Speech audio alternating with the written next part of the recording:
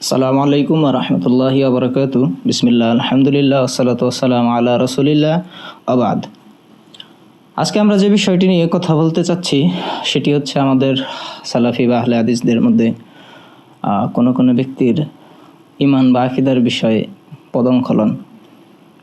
তো আমরা সাধারণত সালাফি বা আহলে হাদিসদের কোনো ভুল হলে সেটা প্রকাশ্যে বা জনসম্মুখে আলোচনা করি না, কিন্তু কিছু ক্ষেত্রে সেটা ছাড় দেওয়া যায় না। বিশেষত যখন আকীদা বা ঈমানের সেক্টর আসে, সে জায়গায় আসলে ছাড় দেওয়ার কোনো অপশন থাকে না। সে জায়গায় আমাদের আলোচনা সমালোচনা করতেই হয়। তো আজকে আমরা যে বিষয়টি নিয়ে কথা বলবো সেটি হচ্ছে আমাদের সবার পরিচিত মুখ, প্রিয় ভাই আব্দুল্লাহ বিন আব্দুর রাজ্জাক হাফেজাহুল্লাহ।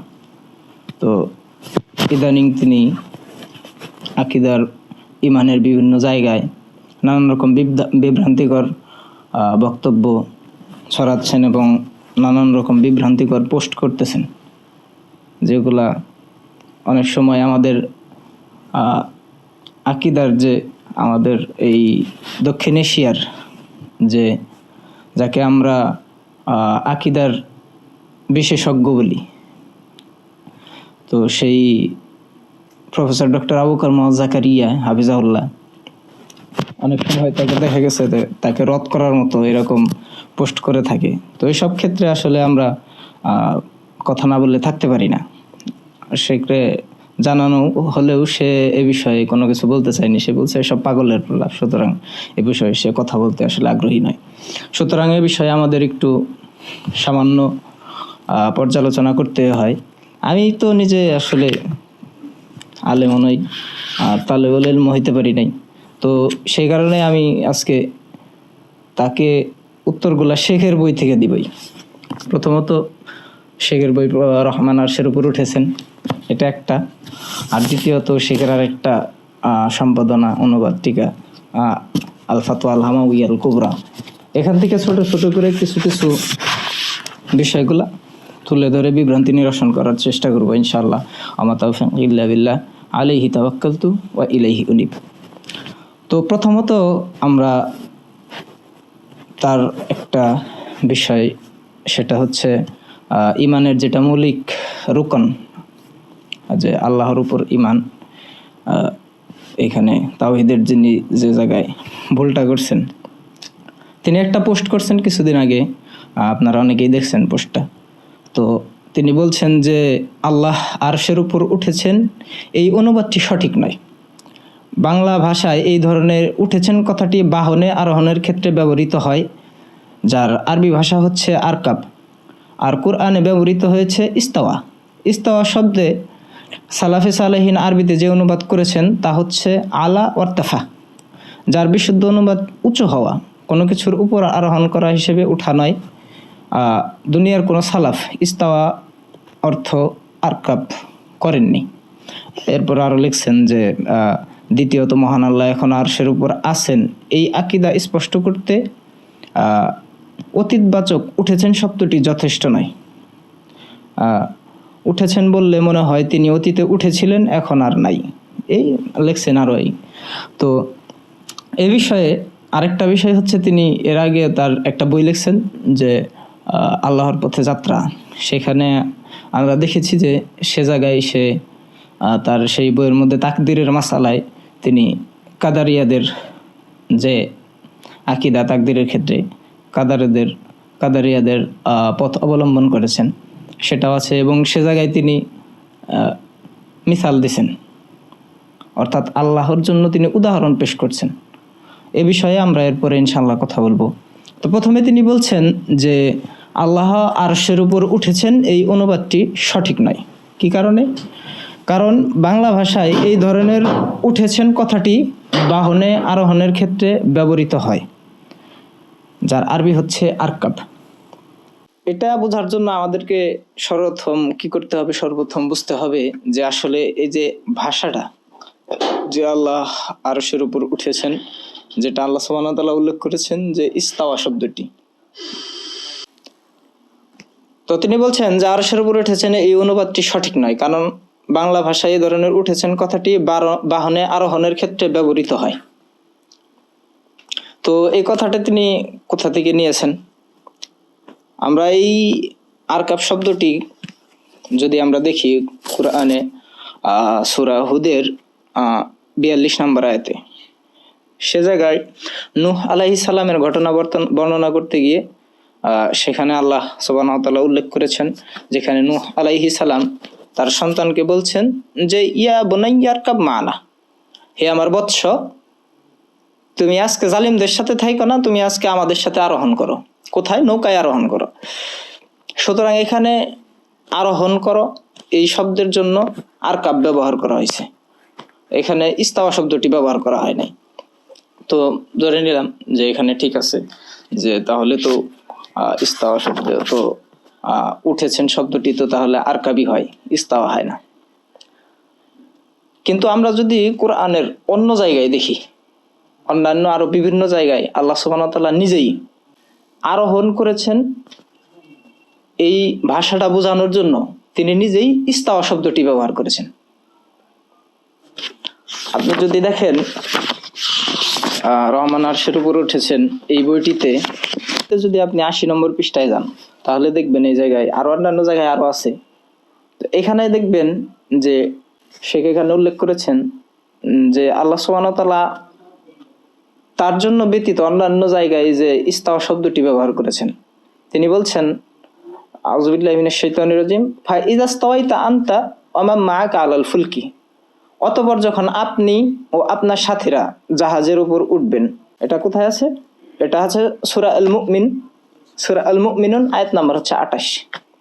তো এখানে দেখেন, এখানে কিন্তু আল্লাহ সুবহানাহু ওয়া তাআলা বলেন নাই যে অতঃপর যখন তুমি জাহাজে উঠবে, ইযা স্তাওয়াইতা আনতা ওয়া মান মাআকা, তো এখানে তো ইস্তাওয়া ব্যবহার করছেন, এখানে কিন্তু আল্লাহ আরকাব ব্যবহার করেন নাই। আবার অন্য আয়াতে যদি দেখেন, সেখানে আল্লাহ বলছেন যে লিতাস্তাউ আলা যুহুরিহি সুম্মা তাযকুরু নি'মাতা রাব্বিকুম ইযা স্তাওয়াইতুম আলাইহি, যাতে করে তোমরা তার পিঠের উপর উঠতে পারো, তারপর তোমাদের রবের নিয়ামতকে স্মরণ করতে পারো যখন তোমরা তার উপরে উঠবে। এখানেও কিন্তু আল্লাহ আরোহণ করার জন্য, উঠার জন্য কি ব্যবহার করছেন? ইস্তাওয়া শব্দটি ব্যবহার করছেন। এখানে কিন্তু আল্লাহ আরকাব শব্দ ব্যবহার করেন নাই। আবার আরেক জায়গায় দেখেন, আরেক জায়গায় আল্লাহ সুবহানাহু ওয়া তাআলা বলছেন, এটা কোথায় পাবেন? এটা হবেন সূরা যুখরুফের আয়াত নম্বর হচ্ছে 13। আবার আরেক জায়গায় যদি দেখেন, সেখানে আল্লাহ বলছেন ওয়াস্তাওয়াত আলাল জুদি, অর্থাৎ নৌকা যদি পাহাড়ের উপর উঠলো, যদি পর্বতের উপর উঠলো। এটা কোথায় আছে? এটা সূরা হুদের 44 নম্বর আয়াতে। এখানেও কিন্তু আল্লাহ সুবহানাহু ওয়া তাআলা নৌকা যে যদি পাহাড়ের উপর উঠছেন, আরোহণ করছেন, এজন্য কিন্তু ইস্তাওয়া ব্যবহার করছেন, আরকাব ব্যবহার করেন নাই। আর অন্যান্য জায়গায় যদি যখন আল্লাহ সুবহানাহু ওয়া তাআলার জন্য ইস্তাওয়া ব্যবহার করছেন, সেখানে দেখবেন যে বলছে আর রহমানু আলাল আরশি ইস্তাওয়া সুম্মা ইস্তাওয়া আলাল আরশ। সুতরাং আপনাকে আগে প্রথমে বুঝতে হবে যে আসলে ইস্তাওয়া জিনিসটা যখন বিভিন্ন ভাবে আসে, সত্তা অনুসারে আসলে গুণাগুণ হয়ে থাকে। অর্থাৎ শব্দটা যখন যে সত্তার জন্য ব্যবহৃত হয় সেই অনুযায়ী, তখন সেই সত্তা অনুযায়ী এটা আসলে গুণ হয়ে থাকে। তো ইস্তাওয়া শব্দটা যখন যেভাবে আসে এর কিছু নিয়ম আছে। এখানে শেখ আপনি যদি দেখেন রহমান আরশের উপর উঠেছেন যদি পড়েন, এখানে শেখ এই ইস্তাওয়া শব্দের যে নীতি আছে, এটা কিছু নিয়ম কানুন তিনি উল্লেখ করেছেন। এখানে যদি 74 নং পৃষ্ঠায় আপনি যান, সেখানে দেখবেন যে শেখ 4th অধ্যায় তিনি বলছেন যে ইস্তাওয়া শব্দের অর্থ অবিধানিক ও ব্যবহার বিধি অনুযায়ী ইস্তাওয়া এর অর্থ। তিনি বলছেন যে ইস্তাওয়া শব্দটি কুরআন ও সুন্নাহর যেখানে যেখানে এসেছে সেখানে দুটি নিয়ম থেকে মুক্ত নয়। অর্থাৎ এখন তিনি বুঝাচ্ছেন আমাদের সম্মানিত শেখ প্রফেসর ডক্টর আবু বকর মোহাম্মদ জাকারিয়া। তিনি বলছেন যে ইস্তাওয়া শব্দটি কুরআনের ও সুন্নাহই যেখানে যেখানে এসেছে সেখানে দুটি নিয়ম থেকে তা মুক্ত নয়। এক নম্বর হচ্ছে উন্মুক্ত ভাবে আসা, অর্থাৎ ইস্তাওয়ার সাথে অর্থে পরিবর্তন আনয়নকারী কোনো অব্যয় যোগ করা হয়নি, তখন তার অর্থ হবে পূর্ণতা প্রাপ্ত হওয়া। যেমন আল্লাহ তাআলা কুরআনে বলেছেন ওয়ালাম্মা বালাগা আশুদ্দাহু ওয়াস্তাওয়া, ওয়ালাম্মা বালাগা আশুদ্দাহু ওয়াস্তাওয়া, আর যখন তিনি তার শক্তি সামর্থ্যে পৌঁছলেন এবং পূর্ণতা প্রাপ্ত হলেন। কোথায় আছে? সূরা আল কাসাস আয়াত নাম্বার 14। এখানে কিন্তু আল্লাহ ইস্তাওয়া শব্দটি ব্যবহার করছেন, কিন্তু এইখানে ইস্তাওয়া শব্দটি আরোহণ করার জন্য ব্যবহৃত হয় নাই। এখানে ইস্তাওয়া শব্দটি আসছে কি কি উদ্দেশ্যে? পূর্ণতা প্রাপ্ত হওয়া উদ্দেশ্যে আসছে। এটা গেল 1 নাম্বার। 2 নাম্বার হচ্ছে উন্মুক্তভাবে না আসা, অর্থাৎ ইস্তাওয়ার সাথে অর্থে পরিবর্তন আনয়নকারী কোনো অব্যয় যুক্ত হয়ে আসা। তখন তার অবস্থা 3 ধরনের হতে পারে। প্রথম অবস্থা হচ্ছে ইলা যুক্ত হয়ে আসা, তখন ইস্তাওয়া এর 2টি অর্থ করা হয়ে থাকে। 1 নাম্বার হচ্ছে ইচ্ছা করা এবং এগিয়ে যাওয়া। এই অর্থটি ইবনে কাসির তার তাফসিরে বর্ণনা করেছেন, প্রথম খণ্ডের 213 নম্বর পৃষ্ঠায় পেয়ে যাবেন। আর 2 নাম্বার হচ্ছে উপরে উঠা, যা রাবি ইবনে আনাস থেকে বর্ণিত হয়েছে, আর ইমাম ইবনে জারির পছন্দ করেছেন। দেখুন ইবনে জারির আত-তাবারি, যেটা তাফসিরুত তাবারি, যেটা সেটাই আপনি পেয়ে যাবেন প্রথম খণ্ডে 457 থেকে 65 এর মধ্যে পেয়ে যাবেন। অনুরূপভাবে ইবনে আবি হাতেম সেটা উল্লেখ করেছেন। আর এই অর্থটি ইবনুল কাইয়িম তার মুক্তাসারুস সাওয়াইকে বর্ণনা করেছেন, এবং তিনি এটার উপর ভাষাবিদদের ইজমা বর্ণনা করেছেন। কিসের উপরে? যে ইস্তাওয়া শব্দের অর্থ যখন ইলা যুক্ত হয়ে আসে তখন এর অর্থ হচ্ছে উপরে ওঠা। এর উপরে ইমাম ইবনুল কাইয়িম রাহিমাহুল্লাহ তার মুক্তাসারুস সাওয়াইকে বর্ণনা করেছেন, এবং তিনি এটার উপরে ভাষাবিদদের ইজমা বর্ণনা করেছেন। কুরআনে কারিমে এরকম 2টি আয়াত এসেছে। আল্লাহ তাআলা বলেন সুম্মাস্তাওয়া ইলাস সামা, তারপর তিনি আকাশের উপর উঠলেন। আবার বলছেন যে সুম্মাস্তাওয়া ইলাস সামাই ওয়াহিয়া দুখান, আর তিনি আকাশের উপর উঠলেন আর এটা ছিল ধোঁয়া। বস্তুত তখন উপরে ওঠা এবং ইচ্ছা করা 2টি অর্থই হয়, যদিও বেশিরভাগ মুফাসসির প্রথম অর্থটি করেছেন এবং সেটাকে প্রাধান্য দিয়েছেন। এরপরে আসছে দ্বিতীয় অবস্থা। প্রথম অবস্থা গেল কি? যে উন্মুক্তভাবে আসা। এরপর গেল যে উন্মুক্তভাবে না আসা।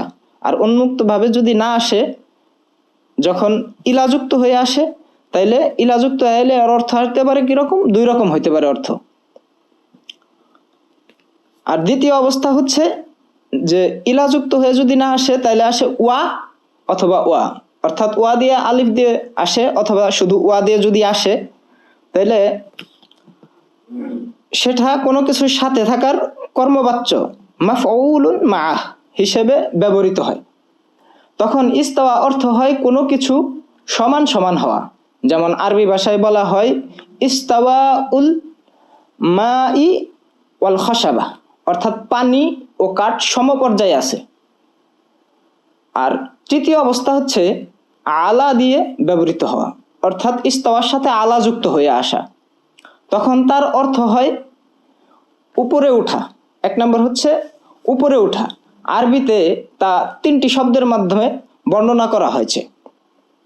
এখানে তিনি বলেছেন যে ইস্তাওয়া শব্দের অর্থ ইমামগণ বর্ণনা করেছেন, সালাফগণ বর্ণনা করেছেন যে আলা ওয়ারতাফা।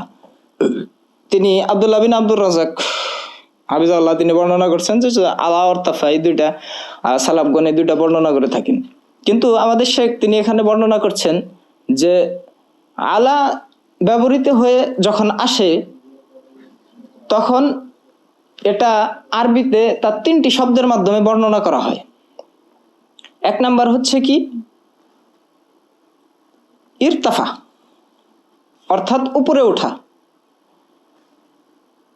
আর বিশর ইবনে উমর ইবনুল হিকাম আজ-জাহরানি আল-মাজদি বলেন, আমি একাধিক মুফাসসিরদের থেকে তা শুনেছি, তারা সেটাকে আবুল আলিয়া থেকে বর্ণনা করেছেন। তা ইমাম বুখারী তার সহিহতে মুআল্লাক নিয়ে এসেছেন কিতাবুত তাওহীদে 9ম খণ্ডের 221 নম্বর পৃষ্ঠায়। অনুরূপভাবে তা ইমাম ইবনে জারির আত-তাবারিও বর্ণনা করেছেন সূরা তাহা এর আয়াতের তাফসিরে। তাছাড়াও তা রাবি ইবনে আনাস থেকেও বর্ণিত। আর দ্বিতীয় হচ্ছে কি? আলা। প্রথমটা হচ্ছে ইরতাফা, দ্বিতীয়টা হচ্ছে আলা। আলা শব্দের অর্থ কি? উপরে ওঠা। এটারও তিনি বর্ণনা করেছেন বিভিন্ন দলিল, যে কোন কোন ইমামগণ এটা বর্ণনা করেছেন। তো এগুলা যদি বলতে যাই তাহলে একটু লম্বা হয়ে যাবে, এই কারণে একটু শর্ট করলাম। আপনারা বিস্তারিত জানতে চাইলে শেখের রহমান আরশের উপরে উঠেছে বইটা অবশ্যই পড়বেন। আর দ্বিতীয় হচ্ছে আলা। আলা শব্দের অর্থও কি উপরে ওঠা। আর তৃতীয় হচ্ছে সাআদা, অর্থাৎ ইস্তাওয়া শব্দটি আরবিতে ইমামগণ এবং আরবি ভাষাবিদগণ, আমাদের পূর্বসূরি সালাফগণ 3টি শব্দের মাধ্যমে প্রকাশ করতেন ইস্তাওয়ার। তার একটা হচ্ছে ইরতাফা, দ্বিতীয় হচ্ছে আলা, আর তৃতীয় হচ্ছে সাআদা। এই 3টি শব্দের অর্থ যদি আপনি দেখেন তাইলে দেখবেন যে 3টি শব্দের অর্থই হচ্ছে কি উপরে ওঠা। এগুলা যদি আপনি ডিকশনারিতে দেখেন অথবা যদি শর্টকাট করতে চান তাহলে আপনি যদি মানে অনলাইনেও সার্চ দেন, নেটেও সার্চ দেন, তারপরেও দেখবেন যে এইগুলার শব্দ হচ্ছে কি অর্থ হচ্ছে উপরে ওঠা। আর তৃতীয়ত এর বাইরে তিনি আরেকটাও বলছেন যে ইস্তাওয়া এর সাথে আলা যুক্ত হওয়ার সাথে আরো কিছু অর্থ ও তার সমাধান। এছাড়াও ইস্তাওয়া শব্দের সাথে যখন আলা যুক্ত হয় তখন ইস্তাওয়া এর আরো 2টি প্রতিশব্দের ব্যবহার দেখতে পাই, যা সরাসরি অর্থের থেকেও একটি বেশি সাব্যস্ত করে। সে 2টি শব্দ হচ্ছে, 1 নম্বর হচ্ছে ইস্তাকররা। ইস্তাকররা হচ্ছে উপরে ওঠা এবং সেখানে থাকা বা অবস্থান করা। ইমাম বাগাউই কালবি ও মুকাতিল থেকে বর্ণনা করেছেন, বস্তুত এ অর্থটি আগের 3টি প্রতিশব্দের চেয়ে ব্যাপক অর্থ প্রদান করে।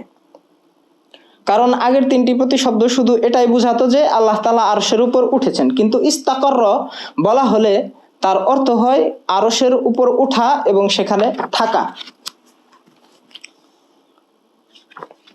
এই হচ্ছে ইস্তাওয়া শব্দের কিছু প্রতিশব্দ, যেখানে তিনি বলছেন যে আমাদের সালাফগণ তারা শুধু ইস্তাওয়া শব্দের প্রতিশব্দ হিসেবে আলা ওয়ার্তাফা ব্যবহার করেন।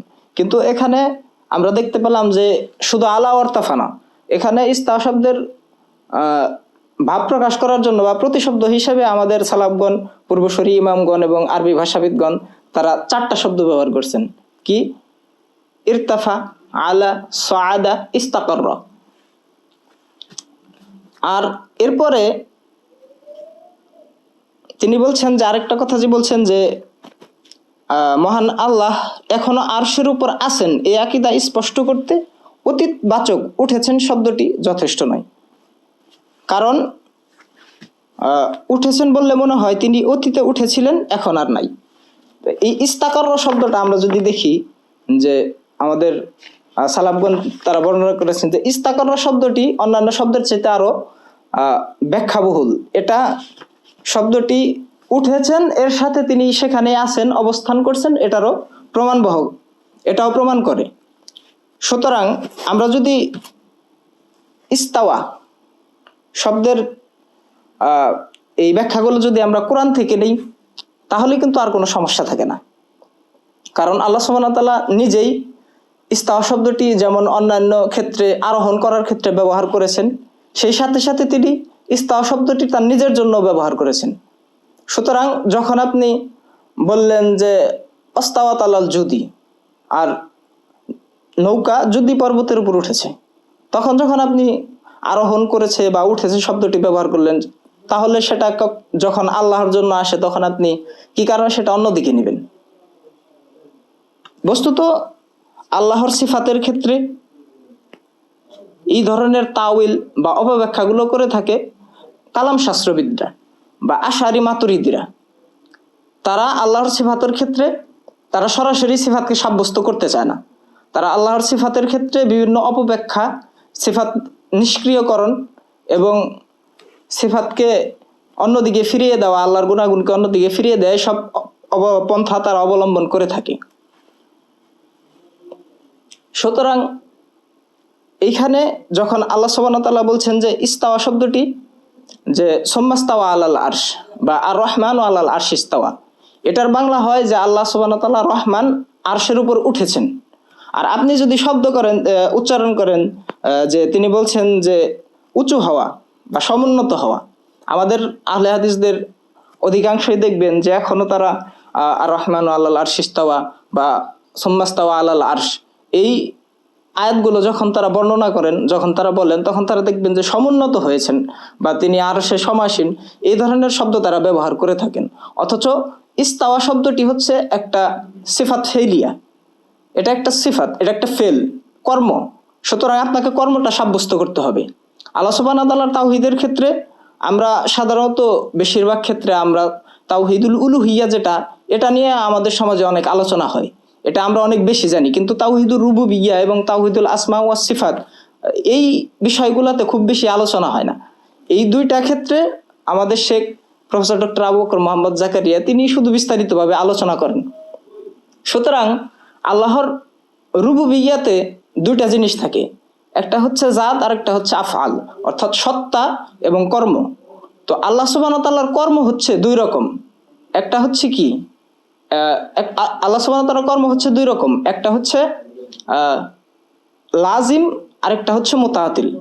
অর্থাৎ একটা হচ্ছে আল্লাহর কর্মগত গুণ আর একটা হচ্ছে মুতাআতিল অর্থাৎ সৃষ্ট কর্ম। অর্থাৎ যখন আপনি বলবেন যে লাজিমগুলো হচ্ছে, এটা হচ্ছে আল্লাহর গুণ, যেটা আল্লাহর গুণ কিন্তু আল্লাহর কর্ম কিন্তু আল্লাহর থেকে সেটা কি হয় নাই, আলাদা হয় নাই। অর্থাৎ আল্লাহর বিশেষ গুণ, খাস গুণ, এটাকে বলা হয় লাজিম, সিফাত লাজিম। আর যেটা মুতাআতিল সেটা হচ্ছে আল্লাহর সিফাত না, এটা আল্লাহর কর্ম কিন্তু আল্লাহ কর্ম করার পরে যেটা হয়ে গেছে। যেমন আর রহমান ও আল্লাহ আরশিস ইস্তাওয়া, রহমান আরশের উপর উঠেছেন, এটা কি লাজিম সিফাত, এটা সিফাত ফেলিয়া, এটা আল্লাহর সাথে আছে, এটা আল্লাহ থেকে কোনো কিছু সৃষ্টি হয় নাই, আলাদা হয়ে যায় নাই। কিন্তু আপনি যখন বলবেন যে কাতাবাল্লাহু মাকাদিরুল খালায়েক, আল্লাহ সৃষ্টির তাকদির লিখেছেন, এই আল্লাহ লিখেছেন, যখন কাতাবাল্লাহু আসবে অর্থাৎ আল্লাহ লেখেন, লেখাটা হচ্ছে আল্লাহর সিফাত, এটা হচ্ছে লাজিম সিফাত ফেলিয়া। আর যখন বলবেন যে তাকদির অর্থাৎ যেটা আলাদা হয়ে গেছে, বান্দার জন্য নির্দিষ্ট হয়ে গেছে, এটা হচ্ছে সৃষ্টি জিনিস, এটা হচ্ছে মুতাআতিল অর্থাৎ এটা সৃষ্ট কর্ম। এইখানে আইসা অনেকেই পার্থক্য করতে পারে না। এইখানে আইসা যেমন মুতাজিলারা এখানে আইসা পার্থক্য করতে পারে না, এখানে এই কারণে তারা কি করছে, আল্লাহর কালামকে, তারা কোরআনকে সৃষ্ট বানায় দিছে, মাখলুক বানায় দিছে। তো আমাদের আহলে হাদিসদের মধ্যে যারা এখানে আইসা ইস্তাওয়ার মধ্যে আইসা যারা বলে যে সমুন্নত বা সমাসীন, তারা কিন্তু আল্লাহর সিফাত ফেলিয়ারে সাব্যস্ত করতেছে না। অর্থাৎ এখানে যে আল্লাহ একটা কাজ করছেন, তিনি বলছেন যে তিনি উপরে উঠেছেন, আর আরশের উপরে উঠেছেন, কিন্তু আপনি বলছেন যে সমুন্নত। সমুন্নত মানে যিনি আগে থেকে উপরে আছেন, যিনি মর্যাদায় এবং সম্মানে যিনি উঁচু। এখানে তো ফেল সাব্যস্ত হইতেছে না, কর্ম সাব্যস্ত হইতেছে না। কিন্তু আপনি যদি বলেন যে রহমান উঠেছে, আরশের উপর উঠেছে, এটা তো ফেল, এটা সাব্যস্ত করতে হবে আপনাকে। কিন্তু এইখানে যে জায়গায় মানুষ বিভ্রান্ত হয় সেটা হচ্ছে মানুষ তখন আল্লাহর জন্য নানা রকম দিতে থাকে, উদাহরণ পেশ করতে থাকে, নানানভাবে চিন্তা করতে থাকে যে কিভাবে উঠলেন, কেমনে উঠলেন, আমরা যেভাবে সিঁড়ি বেয়ে বা উপরে উঠি এইভাবে উঠেন কিনা। আল্লাহ সুবহানাহু ওয়া তাআলার সিফাতের ক্ষেত্রে আমাদের সালফে সালেহিনগণ বর্ণনা করেছেন যে আল্লাহ সুবহানাহু ওয়া তাআলা তার নিজের জন্য এবং রাসূল সাল্লাল্লাহু আলাইহি সাল্লাম আল্লাহ সুবহানাহু ওয়া তাআলার জন্য যেসব গুণ, যেসব সিফাত বর্ণনা করেছেন, আমরা সেগুলোর উপর ঈমান আনি, কিন্তু সেগুলোর ধরন নির্ধারণ করি না। অর্থাৎ কিভাবে হলো, কেমনে হলো, এগুলোকে অপব্যাখ্যাও করি না, এগুলোর জন্য উদাহরণও পেশ করি না, এগুলোর ধরন নির্ধারণ করি না এবং এগুলোকে নিষ্ক্রিয় করি না। সুতরাং আল্লাহ সুবহানাহু ওয়া তাআলার সিফাতের ক্ষেত্রে আল্লাহ সুবহানাহু ওয়া তাআলা যেটুকু বর্ণনা করছেন ওইটুকুর মধ্যে আমাদের উপর ঈমান আনা ওয়াজিব। তাহলে আমরা বুঝতে পারলাম যে আর রহমান আল্লাহ আরশিস ইস্তাওয়া, রহমান আরশের উপর উঠেছেন, এইটা বলাটা হচ্ছে আল্লাহর সিফাত ফেলিয়া সাব্যস্ত করা। কিন্তু আমরা যদি বলি যে রহমান আল্লাহ আরশিস ইস্তাওয়া, এটার অর্থ যদি আমরা করি যে রহমান আরশের উপর সমুন্নত, তাহলে কিন্তু এটা সিফাত ফেলিয়া সাব্যস্ত হয় না, এটা শুধু তার সিফাত জাতিয়া সাব্যস্ত হচ্ছে, অর্থাৎ সত্তাগতভাবে যিনি উপরে আছেন এটা সাব্যস্ত হচ্ছে, কিন্তু রহমান আরশের উপর উঠেছেন এখানে আল্লাহর ফেল সাব্যস্ত হচ্ছে না। সুতরাং এখানে আপনাকে আল্লাহর ফেল সাব্যস্ত করতে হবে। এইসব বিষয়ে আপনি আরো বিস্তারিত জানতে চাইলে আপনাকে পড়তে হবে রহমান আরশের উপর উঠেছেন, এবং সেই সাথে আপনাকে পড়তে হবে কি, সেই সাথে আপনাকে আল ফাতওয়া আল হামাউইয়া আল কুবরা পড়তে হবে, এবং আল্লাহর নান্দনিক নাম ও গুণাবলীর নীতিমালা, এই বইগুলো আপনাকে অবশ্যই পড়তে হবে। কারণ এই সব ক্ষেত্রে যদি আপনি ভুল করেন, এসব ইমানের মাসালায়, আকিদার মাসালায় যদি আপনি ভুল করেন, তাহলে আপনার ইমান আকিদা সারা জীবনই ত্রুটিপূর্ণ থেকে যাবে, কখনো এটা পরিশুদ্ধ হবে না। সুতরাং আমরা বুঝতে পারলাম যে রহমান আরশের উপর উঠেছেন, আর রহমান আল্লাহর আরশ ইস্তাওয়া, এটা পূর্ব থেকেই সালাফগণদের দ্বারাই এটা সাব্যস্ত হয়ে আসতেছে। এটা নতুন কোনো ভাষা না যেটা আমাদের শেখ তার বাপদাদা থেকে বা বংশ থেকে একটা আয়না লাগাই দিয়েছেন, এরকম না। আর এছাড়াও আমরা যদি তার আগের একটা বই দেখি যেটা তিনি লিখেছেন কিছুদিন আগে, আল্লাহর পথে যাত্রা, সে জায়গায় তিনি কি করছেন, সে জায়গায় তিনি আল্লাহর তাকদিরের মাসালা গিয়া সেখানে একটা গর্ব লাগাই দিছেন। তো তার আল্লাহর পথে যাত্রা বইয়ে তিনি তাকদিরের মাসালায় গিয়া তিনি বলতেছেন যে যে কোনো ওয়েব ডেভেলপার যখন কোনো গেম ডেভেলপ করে তখন সে খুব ভালোভাবেই জানে কোন অপশন গ্রহণ করলে কি হবে। তারপরে একজন খেলোয়াড় সেখানে স্বেচ্ছায় খেলে, স্বেচ্ছায় অপশন গ্রহণ করে। তবে ওয়েব ডেভেলপার এটা জানে না। এটা তিনি বর্ণনা করছেন যে বিভিন্ন অপশন দেওয়া থাকে সামনে, ইচ্ছা মতো যারা গেম খেলে বা তারা তাদের ইচ্ছা মতো বিভিন্ন অপশন গ্রহণ করতে পারে। কিন্তু ওয়েব ডেভেলপাররা তারা জানে না যে খেলোয়াড়রা কি অপশন গ্রহণ করবে, কিন্তু আল্লাহ সুবহানাহু ওয়া তাআলা জানেন যে কে কি অপশন গ্রহণ করলে কি হবে। তো এইখানে ইনডিরেক্টলি কি বোঝা যায়, এইখানে বোঝা যায় যে তিনি আসলে কাদারিয়াদের যে এটা তাকদিরের ক্ষেত্রে কাদারিয়াদের যে নীতিটা সেটা অবলম্বন করছেন।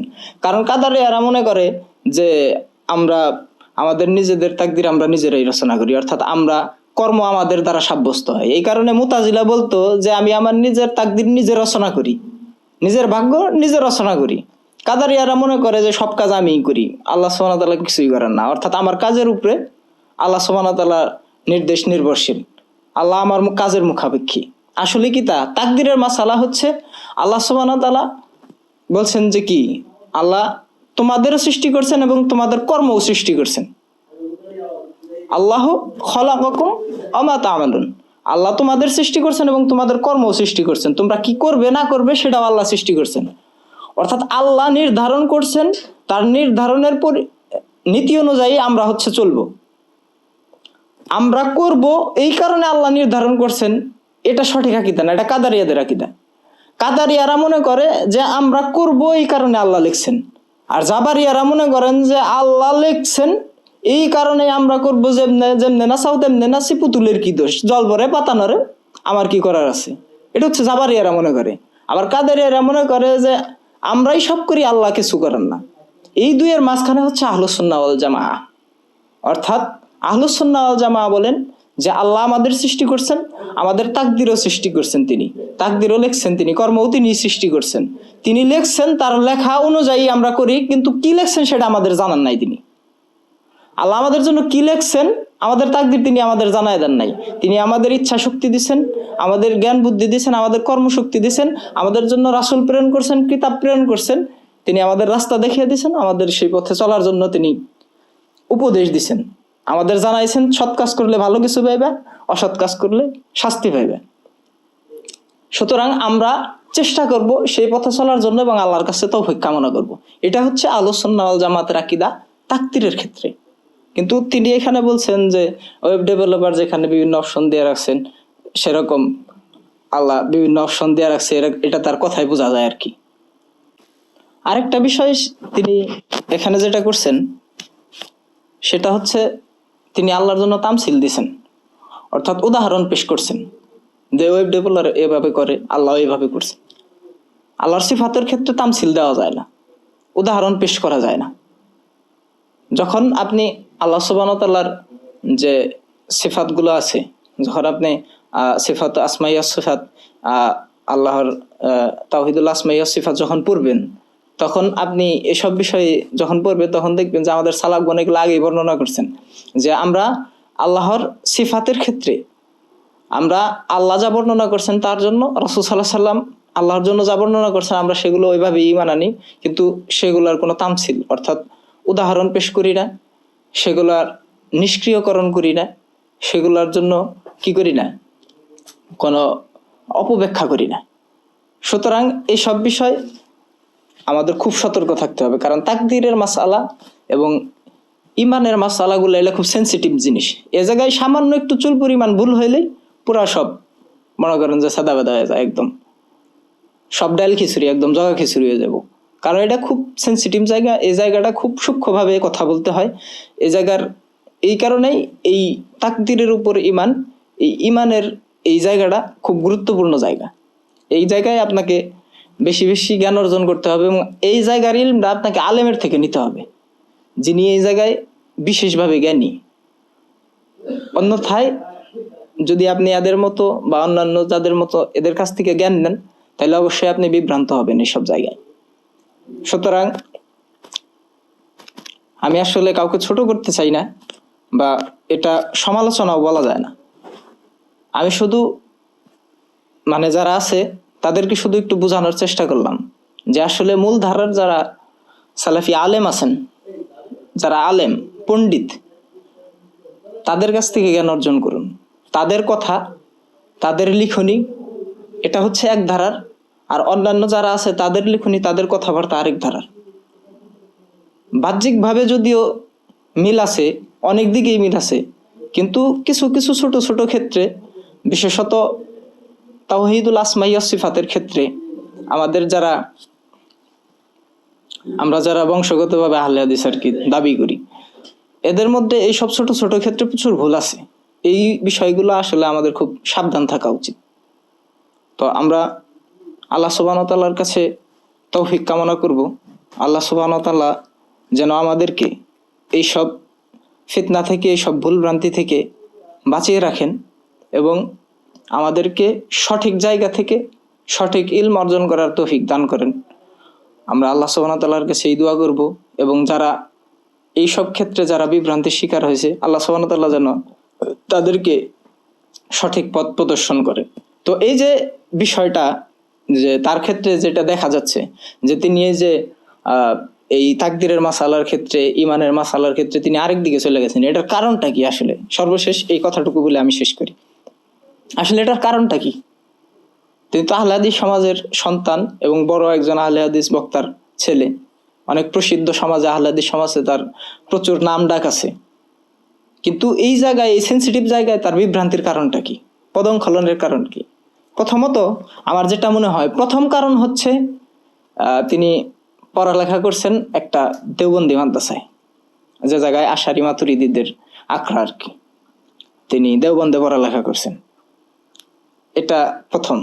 আর দ্বিতীয়ত হচ্ছে যে ইদানিং বছরগুলাতে যদি আপনি দেখেন, নিকটবর্তী সময়ে কয়েক বছর ধরে, তাহলে আপনি দেখবেন যে তিনি এই আহলুল বিদা, বেদাতি গোষ্ঠীর সাথে এবং কালাম শাস্ত্রবিদ, আশারি মাতুরিদি, এই সব গোষ্ঠীগুলোর সাথে, মাজার পূজারি বলেন, এইসব সুফিয়া, এদের সাথে প্রচুর উঠা বসা করছেন, প্রচুর কনফারেন্স করছেন, প্রচুর আলোচনা করছেন। এইসব কারণে আমার মনে হয় যে এদের সাথে এত বেশি উঠা বসা, চলাফেরা, মেলামেশার কারণে আসলে এদের বিভ্রান্ত আকিদাগুলো, এদের বিভ্রান্ত ইমানের গুলো তার ভিতরে আসলে প্রবেশ করছে। এতদিন শুধু প্রবেশ করছে, এখন সেটা আস্তে আস্তে আউটপুট হইতেছে, আস্তে আস্তে সেগুলো বের হইতেছে। এই কারণে আমাদের সালাফগণ, আমাদের ইমামগণ, আমাদের পূর্ববর্তী মুস্তাহিদ ইমামগণ, তারা বেদাতীদের প্রতি এত কঠোর ছিলেন, এবং বেদাতীদের সাথে বসা, তাদের সাথে আলাপ আলোচনা করা থেকে, এমনকি তাদের দিকে তাকানো থেকেও তারা এত কঠোরভাবে নিষেধ করেছেন আমাদেরকে। এমনকি বলেছেন যে তোমরা বেদাতীদেরকে সালাম দিবা না। কি কারণে? কারণ তাদের কোনো সম্মান নাই, এবং তাদের সাথে বসবা না, তাহলে তারা তোমার বিভ্রান্ত করে দিবে। সুতরাং আমাদের উচিত, বেদাতি যারা আছে, আহলুল বিদা যারা আছে, যারা কালাম শাস্ত্রবিদ আছে, আশারি মাতুরিদি আছে, যারা জাহমিয়াদের উত্তরসূরি, যারা মুতাজিলাদের যারা উত্তরসূরি, এদের থেকে আমাদের সতর্ক থাকা উচিত, খুব কঠিনভাবে সতর্ক থাকা উচিত। আল্লাহ সুবহানাহু ওয়া তাআলা আমাদের প্রতি রহম করুন, আমাদের সকলকে হেদায়েত দান করুন এবং হেদায়েতের উপর অটুট রাখুন, এবং আমাদের ভাই বোন যারা আছে তাদের সকলকে ক্ষমা করুন, সকলের প্রতি রহম করুন, সকলকে জান্নাতুল ফেরদাউসের মেহমান হিসেবে কবুল করুন। ওয়া আখির দাওয়ানা আনিল হামদুলিল্লাহি রাব্বিল আলামিন। আসসালামু আলাইকুম ওয়া রাহমাতুল্লাহি ওয়া বারাকাতুহু।